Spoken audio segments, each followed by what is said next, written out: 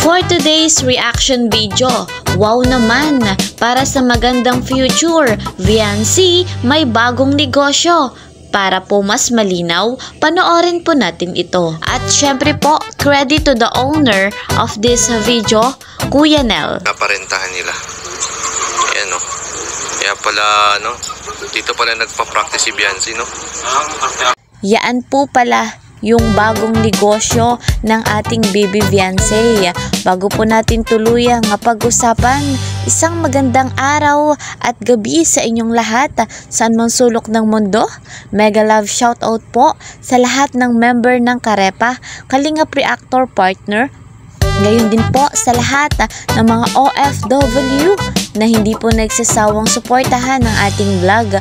Mga viewers, subscribers, listeners, ayan, sana po ay nasa maganda kayong kalagayan. Kung bago po kayo sa aking munting channel, please po subscribe, like, and share, at huwag niyo pong kakalimutan i-click yung notification bell para lagi po kayong updated sa aking mga videos. At patuloy din natin suportahan ang bumuo ng Kalingap, Kuya Val Santos Matubang.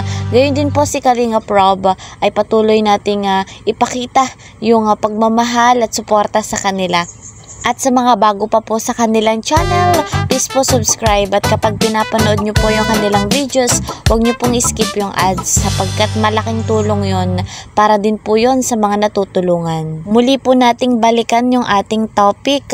Viancy may bagong negosyo na talaga namang maganda para sa kanilang future. Malaking tulong ito.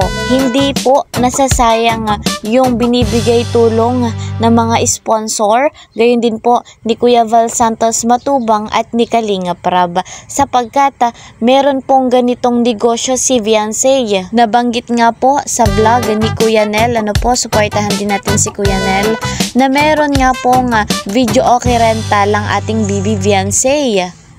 Guys, mga Kalingap, nakakatuwa po yung ganitong kaisipan ni Viancy sapagkat business-minded siya. Sa mura niyang edad, naisip niya yung ganitong paraan para kumita.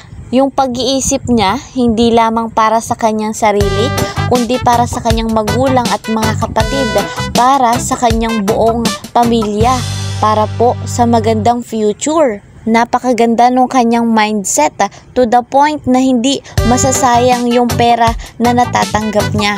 Guys, mga Kalingap, kapag po video okay rental, talaga pong malaki ang kitaan. Kaya naman napaka-wise, napakatalino ni Viancy, ganito yung naisip niyang negosyo. At tiyak po na yung ganitong klaseng business ni Viancy ay magiging successful. Si Papa Eds naman po ay susuporta. Gayon din ang ating Kalingap Rob at Kuya Val Santos Matubang. Ang buong Kalingap at syempre tayo po na supporters ni Viancy ay susuporta sa kung anong negosyo meron siya. Guys, mga Kalingap, hanggang dito na lamang po at see you po sa next vlog. Ingat po kayo palagi. Bye-bye!